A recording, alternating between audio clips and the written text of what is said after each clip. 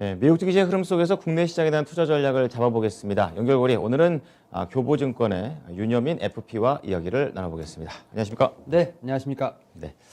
자, 첫 번째 주제부터 보겠습니다. 공개해 주시죠. EV 고, 테슬라를 제외한 미국의 급속 충전 시장에서 절반의 점유율을 기록하고 있다. 그렇군요. 그럼 거의 다 이제 반은 EV고고 반은 거의 테슬라와 다른 기업들이 좀 나눠 갖고 있는 그런 상황인가요? 예, 일단 좀 전기차 시장에 관련돼서 사실 올해 상당히 좀 뜨거웠죠. 그랬죠. 그리고 뭐 테슬라 관련돼서도 이제 시가총액이 상당히 빠르게 불어났었고, 뭐 그다음에 이제 CEO의 여러 가지 좀 행동들이 좀 구설수에 오르긴 했는데, 네. 사실 이제 전기차가 이렇게 시장이 커진다는 것. 근데 올해 한 600만 대 정도 팔린다고 하거든요. 올해. 예, 올해만. 예. 근데 600만 대 정도 팔리는데 그게 제가 볼 때는 전체 시장의 예. 8%밖에 되지 않는 거예요. 이제 시작이네요. 이제 시작인 거죠. 예. 어. 그러니까 그 얘기는 다른 말로 하면 2050년 뭐 탄소 중립 얘기 계속 나오고 있지 않습니까? 그렇죠. 예, 예. 그러면 지금 시장의 거의 2배, 그러니까 100% 이상이 커질 수밖에 없는 상황인데 네. 그래서 이제 우리가 흔히 말하는 전기차의 전지 개선의 구조적인 성장이 일어난다고 하는데 가장 이제 우리가 걱정을 해야 되는 부분이 뭐냐면 그만큼 충전소도 따라와야 된다는 거거든요. 그렇죠. 충전할 네. 때가 너무 멀면은 안 사죠. 그러니까 왜냐하면 전기차는 충전을 하지 않으면 주행 거리가 제한이 있기 때문에 물론 이제 그 내연기관차도 마찬가지겠지만 네. 그런 측면에서 봤을 때 충전소를 얼만큼 빠르게 전기차 시장이 이제 커가는 만큼 맞아요. 따라가야 되느냐가 좀 되게 중요한 것으로 보이고 있는데 인프라. 예. 일단 전 세계로 봤을 때 전기차 충전소가 130만 곳 네. 정도밖에 되지 않는다고 합니다. 그래서 사실은 지금 2030년까지 4천만 곳이 더 필요하다고 합니다. 많이 필요하네요. 엄청 많이 필요하네요. 지금보다 30배 이상은 더 커져야 된다는 거죠. 그렇군요. 적군요. 예. 그러다 보니까 지금 충전 시장에 대한 어떤 경쟁이 엄청 치열하게 이루어지고 있다라고 생각을 하고 있고 네. 사실 테슬라 같은 경우는 슈퍼차저에서 예. 이제 자기네가 어쨌든 내재화를 하고 있는 상황인데 그렇죠. 자체적으로. 거기서 이제 주유소에서 이제 테슬라는 뭐 엔터테인먼트 쪽으로 이제 충전하면서 이제 엔터테인먼트를 즐길 수 있게끔 뭐 식당, 레스토랑 이런 쪽으로 다 이렇게 편입을 하면서 네. 또 다른 부가가치 서비스를 좀 비즈니스를 하고 있는데 사실 이제 뭐 폭스바겐, BMW, 뭐 포드 다 이런 식으로 지금 충전소를 뛰어들고 있는 상황이라 말씀드릴 수 있을 것 같고 네. 사실 이런 상황에서 지금 EV고가 테슬라를 제외하고는 미국의 급속 충전 시장에서 절반 정도의 좀 점유율을 차지하고 있다고 합니다. 나름 강자네요. 네, 그래서 네. 뭐 상장한 지 얼마 되진 않아서 사실 주가 좀 급등락이 좀 있기는 합니다만 네.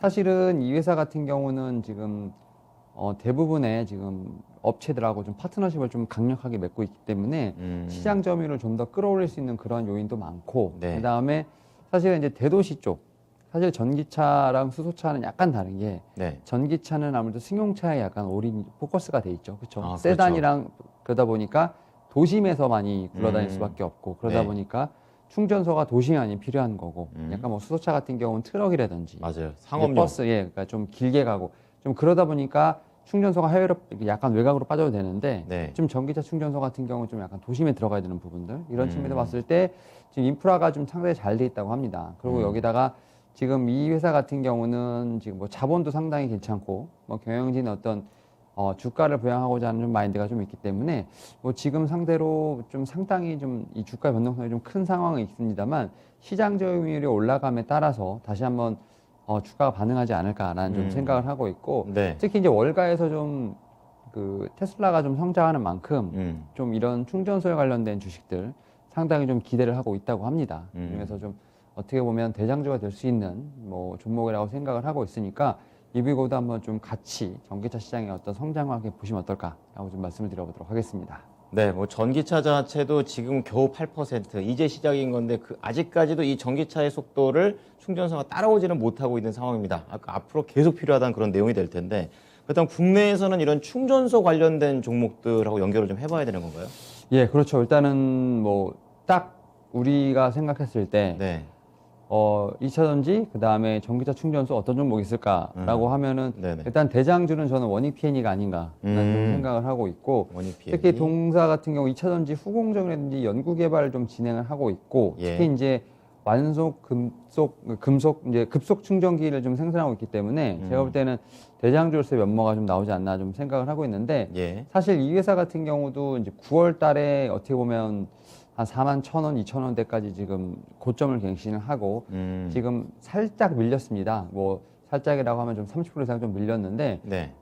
실적에 대한 약간의 좀 이제 좀 3분기에 좀 실적이 좋지 않았기 때문에 그리고 이제 전기차 이제 그 충전소 관련돼서 좀 하반기에 좀 말이 많다 보니까 약간 그런 부분으로 해서 살짝 밀리긴 했습니다만 최근에 보게 된다면 추경 예산에 전기차 인프라 관련돼서 좀 예산이 들어갔습니다. 다시 그러면 좀 활성화 되겠네요. 네. 그다음에 이제 본연의 업무 이제 실적에 관련된 부분이 좀만 뒷받침해 준다고 한다면 네. 충분히 다시 한번 좀 반등을 나올 수 있는 부분이 있지 않을까 생각을 하면서 근거가 있네요. 네, 사실은 이제 2차 전지 관련된 쪽에서 보게 되면 4대 소재만 사실 최근에 좀 랠리가 좀 많이 있었기 때문에 그렇죠. 예. 뭐 셀 3사라든지 아니면 장비 그다음에 이런 충전소 쪽 같은 경우는 분명히 내년에 한번 이제 좀 시세가 나오지 않을까라는 측면에서 봤을 때 예. 분명히 좀 보유 계신 분들은 좀 홀딩 의견을 좀 말씀을 드려보도록 하겠고 네. 일단 또 우리가 살짝 또 모르는 종목이 하나 있는데 바로 포스코 ICT라는 종목이 있는데 이것도 충전소입니까? 예, 이 회사가 전기차 충전소로 이제 사업자 등록이 가장 많이 된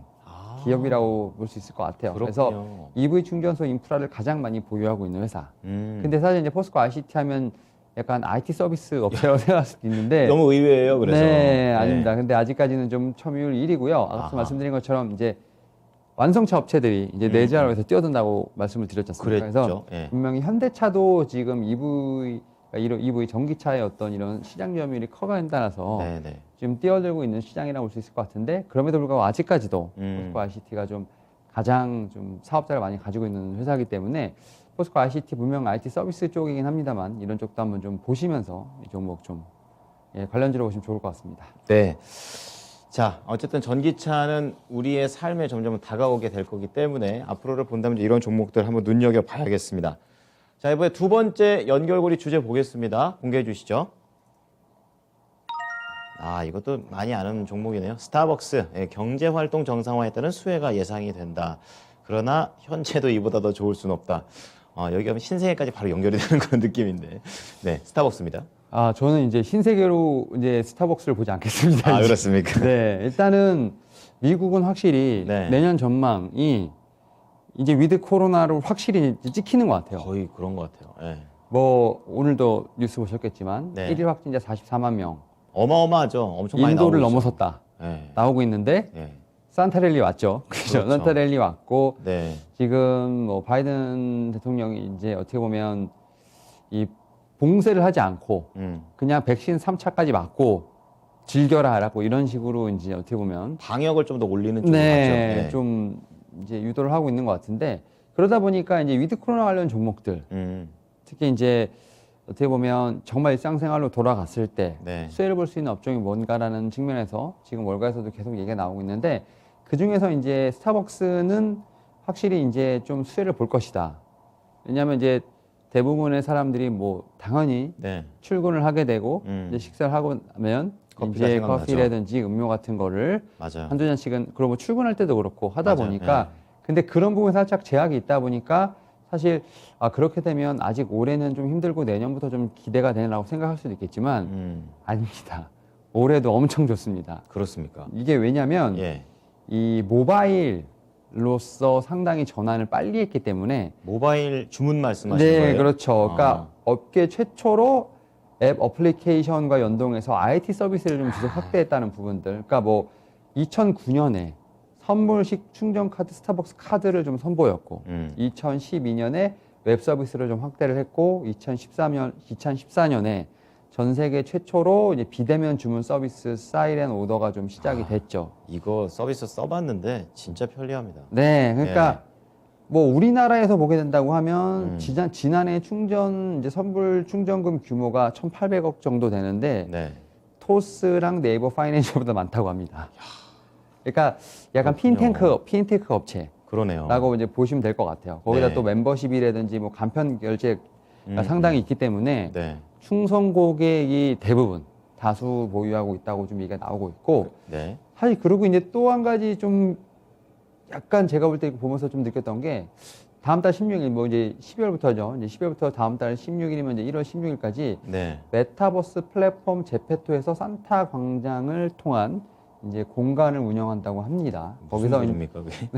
스타벅스 베리어스타 인형과 MD 등을 가상 공간에서 색다른 경험을 체결하기 위해 좀 제공한다라고 예. 좀 얘기가 나왔는데 뭐냐면 뭐 이제 이런 거예요. 뭐 산타 광장에서 보물 찾기를 해서 뭐 이렇게 찾으면 뭐 플래너 이런 거 있잖아요. 다이어리 이런 거 주고 이거 아시는 분은 아시지만 이 스타벅스에 대한 굿즈에 대해서 네. 진짜 이게 갖고 싶은 사람들이 많아요. 네. 예. 그리고 뭐 제페토에서 포토부스라든지 비디오 부스를 좀 운영을 해서 가상공간 사진 찍고 올리고 뭐 20대 이제 고객을 공략하겠다. 그러니까 여기도 메타버스. 예, 그러니까 핀테크 플러스 이제 메타버스로 이제 가는. 모조리 융합되고 네, 있습니다. 그러니까 결국은 음료는 이제 거기서 판매된 어떻게 하나의 좀 이제 유인책인 것 같고 그러게요. 이제 약간 하이브 같은 느낌이 나죠. 그러니까 메인은 따로 있는데. 네, 예. 그런 식으로 이제 이게 또 산업 간의 크로스오버가 일어나는구나라는 생각을 봤을 때 네. 과연 스타벅스를 이제 뭐 우리나라 이마트처럼 볼 수 있는가라는 생각을 봤을 때 아니다라는 아닌 것 같아요. 예.